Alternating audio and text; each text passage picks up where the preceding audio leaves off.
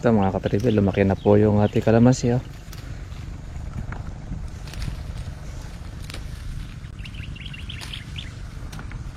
Yan naman yan, may presyo pa.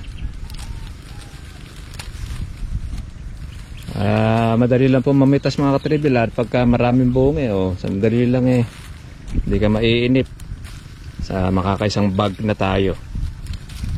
Ayan, nakakarami na tayo mga katribe ng ating napipitas. At pagka tinignan po ninyo, minsan ay maiinip ka. Kung nakatsyempo ka ng maraming bunga, yun, sandali lang puno yung ating timba. Sa umpisa lang naman po medyo nakakainip dahil hinahalawar at kinukuha lang natin po yung malalaki. Pero pagka nasanay na tayo, hindi nyo mapapansin, puno na pala yung timba natin.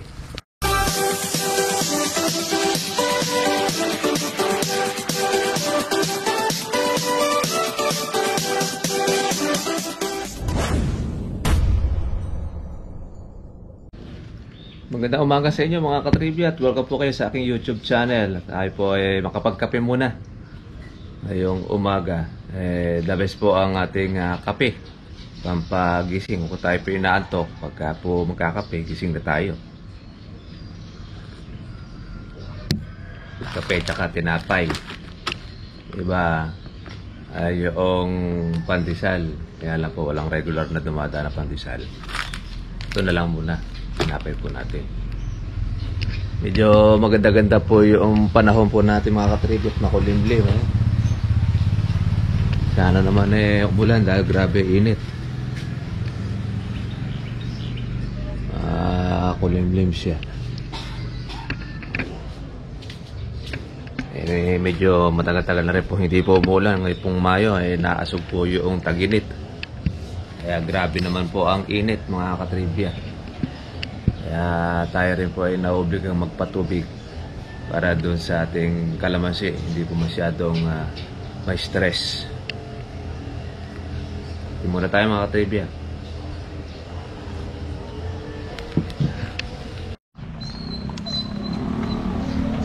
Ay, kukuha po tayo mga katribya po ng module. At ito medyo maambon-ambon na.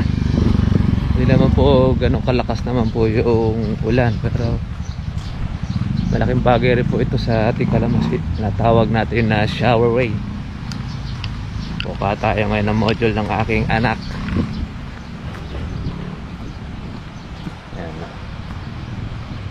Mayroon tayong ulan na makatapano, pero dyan po sa Kabaratuan matagal daw po ang ulan. Isang oras na bibira yung ulan niya. Dito naman sa atin ambon-ambon, pero malaking bagay na rin po ito sa matay alikabok. Manin baka mamaya ilakas pa yung ulan, malibre tayo ng tubig. Okay, mabawasan din po yung init ng panahon. Grabe po ang init ng panahon natin. Ayan, kuha tayo na kuha ng module para sa ating anak. Okay, good morning, maulan na panahon. Okay mga trivia, nakuha na po natin itong ating module ni JB. Ayan, medyo lumalakas-lakas naman po ng konti yung ulan natin. Ako, tama-tama yan, medyo malilinis na po yung dahon ng ating kalamansi. Dahil marami na rin po siyang yung malagkit. Hindi na rin naman natin siya ni-spray at yun na nga, tinalan din po natin na maulanan para maging maganda-ganda po yung kuha natin. Kaya lang siguro itong ulan na ito hindi naman po ito tatagal at papatay lang po niya yung alikabok. Pipitas po tayo ngayon, tribute po na isang bag para po doon sa ating yan, meron po kasi tayo nga halaw sayang din naman lumalaki. Maganda mapitas na rin. Ano ka natin? Ito mga katribya po, namibitas po tayo ng ating kalamansi ng isang bag. At yun, nakakuha na po tayo ng isang timba. Kaya lang po medyo marami rin po yung ating reject, yung dilaw. Pipilian na lang din po natin. Mambun-ambon dito mga katribya. Ayun nga po, at mahina lang. Yun, medyo namatay naman po yung alikabok. Kaya lang siyempre nabasa rin po yung ating kalamansi. Pero ngayon, dahil doon sa malakas na rin po yung hangin, natuyo na rin yung kalamansi po natin. Para malaking bagay po sa atin. Lalo na po sa tindi po ng init ay katapaano ay nakaramdam po ng lamig yung ating kalamansi. Ngayon po mga trivia itas po tayo rito ng isang bag para po yon yung ating kalamansi ay makatikim pa ng pataas na presyo. Okay, mag-alala mga katribya, libo pa naman po ang kalamansi, kaya magandang balita pa rin sa ating po mga kaibigan na nag-aabang po ng presyohan ng kalamansi natin. Misa pa iba-iba po kasi ang lakad. Meron ng lakad ay 1.3, 1.2, 1.1 conforme. Pagka po yung ahente gusto kagad ay malaki kita, tsaka 1.1. Meron pa nga 1,000. Kaya doon po sa mga kaibigan po natin, bago po kayo makipagkontrata po sa mga ahente, makipagtarong-tarong muna kayo sa lakad ng kalamansi para hindi kayo madenggoy ng mga mapagsamantala na gusto na lang lumaki kita nung walang kapagod-pagod, kundi laway lang yung ibang mga ahente. Pero iba naman mga ahente, hindi naman siya ganun katindi tumaga. Kumita na siya ng mga 50 ang patong sa isang red bag, yun ang okay na siya, masaya na siya. Ang sa mga lakumis ang pumapatong pa ng 250, 300, mas grabe pa kita niya doon sa may-ari. Kaya yun mintas na po natin ito. Hinalawan natin po yung lahat po ng mga malalaki para po makatikim pa ng libo yung ating kalamansi. Yung karamihan kapos ng akin ay katapusan pa ng May at first week po ng June. Kaya yun naman po yung bugso naman po ng ating alaga nung nakaraan. Yung una kasi natin ay napitas na. Kaya yun po mga natira, ito yung ating hinahalawan. Sali na po natin mga katribya, yun po ang ating kalamansi para maya maya ipili lang po natin doon sa bahay. Malaman na lang natin kung ilan pa ang magiging kulang. Hindi naman po mahirap pitasin po yung isang bag. At yun, baka hanggang mamaya lang matapos na rin tayo. Mayroon po tayo mga reject. Yun yung ating hinog. Mamaya pipilian na rin po natin.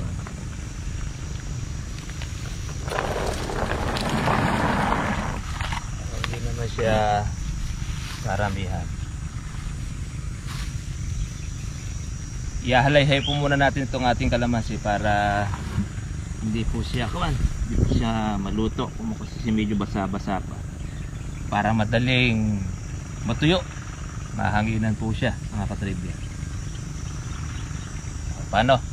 Tapos na tayo ulit para po sa ating pangalawang timba o sali. Ayun mga katribyo, lumaki na rin po itong ating kalamansi. Lalaki pa po ito. Kaya lang baka naman magdiretso baba, sayang naman. Total naman konti na lang din na ilalaki niya. Ito tayo yung mga natira ng nakaraan na reject na.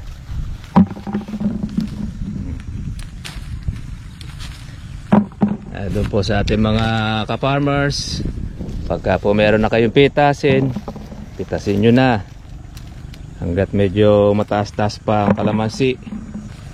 Ngayon doon naman po sa mga meron naman pong pampuhunan, meron pa po kayong mga nagagasta pa, pwede naman ninyong i-delay. Kaya lang makikipagsapalaran kayo kung tumaas or man o bumaba. Ganun po talaga. Gusto po natin na tayo maka-jackpot, talagang obligado ka makipagsapalaran. Titiisin mo talaga na hindi mo pitasin ang iyong kalamansi. Pero pagka meron ng presyo, alam nyo na, at kung alam na rin nyo, matatasahan na rin po yung kalamansi, kung ilan ang mga red bag na inyong mapipitas, maganda tirahin nyo na. Di man kaya kaya naman kasi pagka po pinitas na ninyo yung mga malalaki, di na kayo magbabantay. Lalo na kung yan ay basal pa, obligado ninyo bantayan. Dahil pagka hindi, yun na nga ang binabantayan na ng may-ari, kinakawatan pa. Lalo na pag hindi pa binabantayan ng kalamansi. Lalo na po ngayon ay pandemic. Nako, huwag kang malilingat. Sabi nga nung iba, hawakan mo yung kalamansi sa puno para hindi manakaw.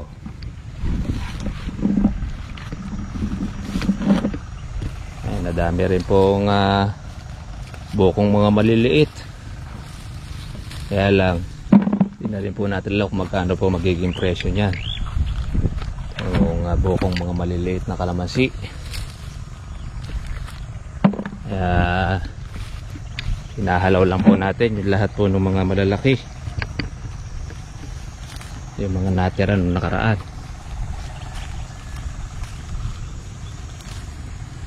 Nako, eto, pag nakatikim ito ng malakas na ulan, sigurado lalabasan na naman ito ng panibagong bulaklak.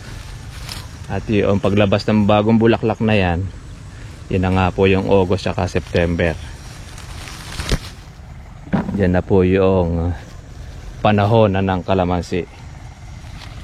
Pagka po panahon ng kalamansi, sahan po ninyo, pati yung kalamansi sa paso mamumulaklak. Dahil yan na po yung kanilang pamumunga na talagang saksa. Sobrang dami. Marami naman po ang bunga ng kalamansi at mura. Diyan naman ngayon pumapasok ang mga pigaan. Ang pigaan, diyan po sila namimili ng bulto-bultuhan, kasi diyan sila makakarami ng mapipiga. I-stock nila yon. Kasi yan ang pag na-juice po kasi yung mga katribya, ay talagang 2 taon niya bago siya maging expired. Ma-expired siya. Kaya yan ang maganda ring negosyo, ang kalamansi juice. Maganda rin ang kita dyan basta't meron kang mga gamit. Mamimili sila doon sa panahon na napakamura ng kalamansi. Kaya jackpot din sila dyan. Mas maganda rin ang kita rin nila sa mga may-ari.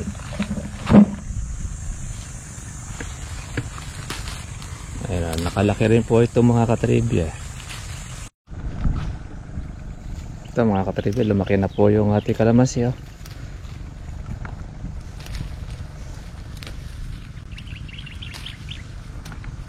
Kaya naman yan, may presyo pa. Madali lang po mamitas mga katribya pagka maraming bunga sandali lang hindi ka maiinip sa makakaisang bag na tayo. Ngayon nakakarami na tayo mga katribya ng ating napipitas. At pagka tinignan po ninyo minsan ay maiinip ka, kung nakatsyempo ka ng maraming bunga, sandali lang puno yung ating timba. Kaya sa umpisa lang naman po medyo nakakainip dahil hinahalaw at kinukuha lang natin po yung malalaki. Pero pagka nasanay na tayo, hindi mo mapapansin, puno na pala yung timba natin. Kaya yung ating kalamansi mga katribya, dahil tuloy-tuloy po ang pagbibigay sa atin ng income. Kaya ganyan pagpitas po natin itong mga malalaki, meron naman uling panunod. Pangkatapusan naman po ng May, meron naman tayo uling makukuha dyan. Katapos po naman ang katapusan ng May, buwan naman ng June, meron uli. Sa tuloy-tuloy lang, sisipagan lang natin ng alaga mga katribya. Di tayo po pwede pong mag tamad-tamad, kasi pagka tayo po yung nagtamad-tamad, wala tayong aanihin. Pero pagka halimbawa naman at meron ka namang kapital, lalo na't meron ka namang kalamansi, may puno ka ng kalamansi, pagkakataon po natin yan para yan ay mapagbunga. Ang napagbunga naman natin, ay wala nang problema. Kahit magkano presyo abutan niya, at least meron kang inaasahan. Yan po ang kainaman pagka meron kang kalamansi na tanim, meron kang inaalagaan. Ayan, na benepisyo pa sa ating katawan dahil nakakapagkalamansi juice ka, nakakapag-exercise lalo na. Tayo ay namimitas ng kalamansi, maganda rin po ang exercise yan. Iba bumabayad pa sa gym, papalaki ng kanilang muscle, gaalis po ng taba, nagpapapayat. Dito sa pagpitas ng kalamansi, di mo na kailangan magpapawis. Dahil pag pumitas ka ng kalamansi, tiyak, papawisan ka. Maliban na lamang kung meron kang sakit na hindi nagpapawis. Pero pag halimbawa naman yung ating katawan healthy, tiyak, pawisin yun. Kaya dito sa amin, walang problema po sa pagpapawis Mitas lang ng kalamansi, papawisan ka na. Bagay, sa tindi nung init din ngayon kahit nasa bahay ka lang nakaupo ka, pinapawisan Ngayon medyo bawas po ngayon ang init dahil makulimlim, mambon ng konti, kaya maginhawa pong mamitas ngayon. Wala pong ganong init, kaya nagbigay po ang panahon ng maganda-ganda klima. Kaya salamat naman po at hindi tayo ininit ng husto. Kasi pagka po mainit ang panahon ay grabe, nakakainip din yon na makapuno ng kalamansi. Gusto natin makalilim, pero yan como kasi ayos lang yung panahon natin, masarap mamitas. Kaya yan na po ang ating plus. Binigyan tayo ng bonus sa itaas. Amalin natin baka naman bigyan din tayo ng malakas na ulan, mas maganda ang bonus noon. Marami po ang matutuwa, masisiyahan. Kaya lang doon po sa nagpapa-harvest ng palay at nagbibilad ng palay, hindi po pabor sa kanila yon yung umulan, dahil hindi po matutuyo ang palay nila. Pero sa amin pong mga magkakalamansi, pabor na pabor yon yung pag-uulan. Nakakatripya.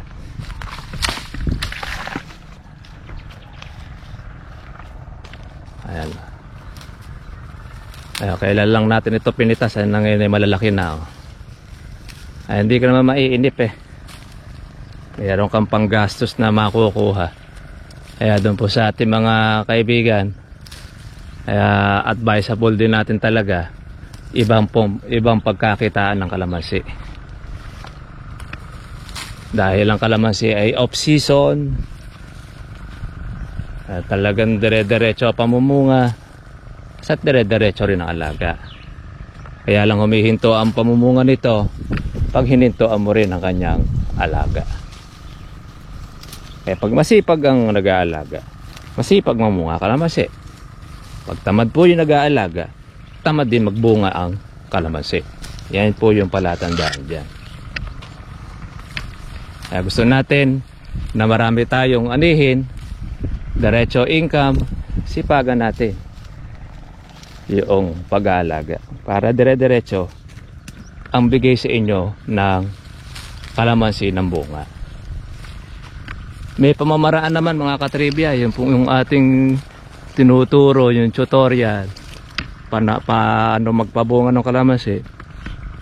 Halos yun lang naman po ang way na ating tinuturo. Wala naman pong iba halos halos ganito lang din ang ginagawa ng mga ka-farmers po namin dito para makapagbigay po ng marami pong bunga. Kailangan talaga siyempre bibigyan mo ng panahon, bibigyan mo ng kapital, puhunan para makapag-alaga ka.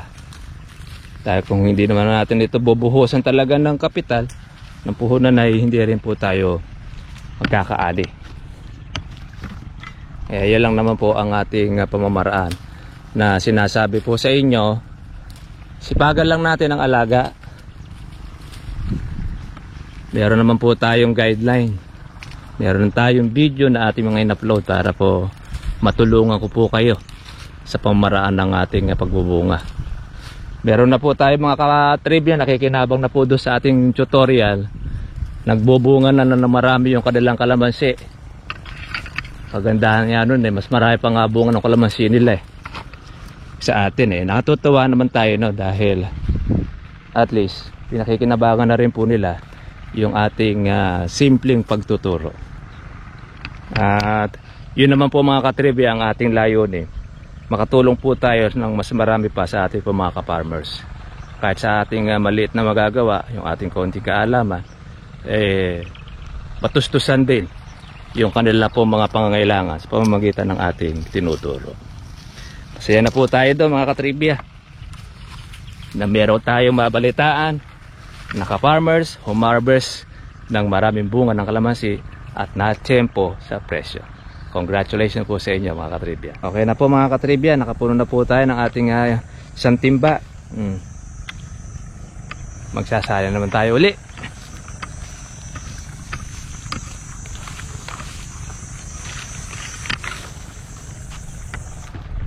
Kaya po mga ka-trivia, ito pong ating vlog ay para po sa ating po mga bagong magkakalamansi na pagka po tayo po ay tututok po ng ating channel, makita po ninyo yung buhay namin mga magkakalamansi, mga kalamansi farmers, paano tayo nakakaraos sa pang-araw-araw, paano natin kinukuha ang ating mga pinanggagasto sa ating kalamansi.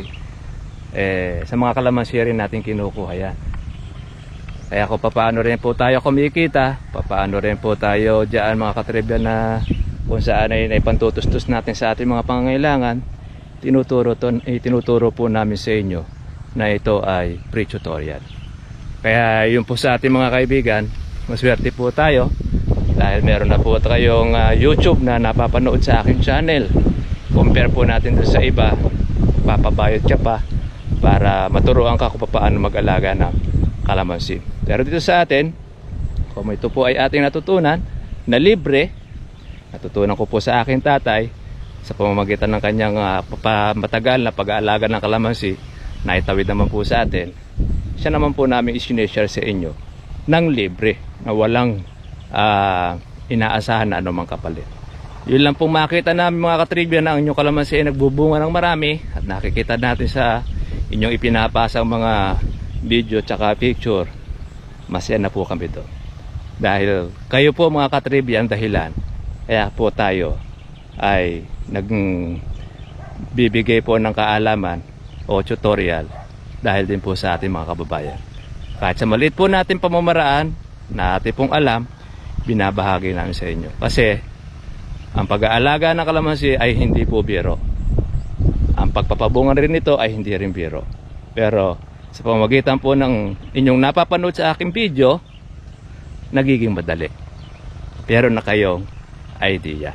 Kaya ang amin naman pong pakiusap sa inyo, kaya kung merong bunga inyong kalamansi, may alaga ang inyong kapitbahay, i-share mo rin ang iyong kaalaman.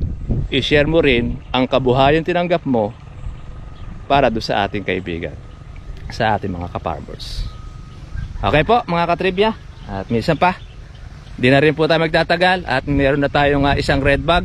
Pag nagustuhan po ninyo ang video na ito, huwag po natin kalimutan na mag-subscribe, mag-like, mag-comment, at kung meron kayong tanong, lagay nyo po sa ating comment section at sasagutin po natin dito. Pagka po okay po yan, pwede po natin gawan po ng vlog. Gaya po ng dati, ako po si Kuya Berhel Bunag. Lagi na tatandaan, karunungan at ang kaalaman, may katumbas na kayamanan. Kaya ang hatid namin sa inyo mga ka-trivia, kayamanan, yung kaalaman na amin sinishare sa inyo. Maraming salamat po sa inyo. God bless all. Kita-kita lang tayo bukas. Bye-bye. Marami po yung ating kamay. Okay, kain tayo mga ka-trivia. Ang lalaking siling dito. Siling haba yata ito. Ito yung ating ulam. May sinigang na chicken. Ay, sinampalukan. Sinampalukan chicken pala. Uy, nako. Ayan ang masarap. Sinampalukang manok. Palukang manok. Ay, kain. Ano tayo? Mga trivia, inabutan na tayo ng pananghalian. Kaya kaya na tayo. Ito ang Sarap nating ulam. Yan. Sinampalukan.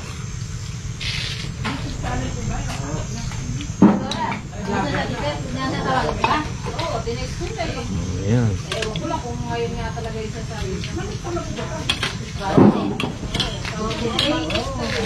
Tayo na.